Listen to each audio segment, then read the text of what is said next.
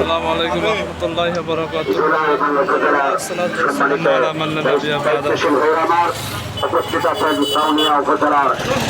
সর্বপ্রথম মহান আল্লাহ তাআলার শুকরিয়া জ্ঞাপন করতেছি।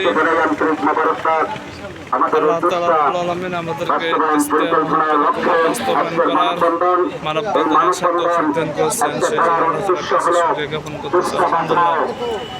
ইসলাম মহাপরিকল্পনা বাস্তবায়নের লক্ষ্যে উপস্থিত হয়েছেন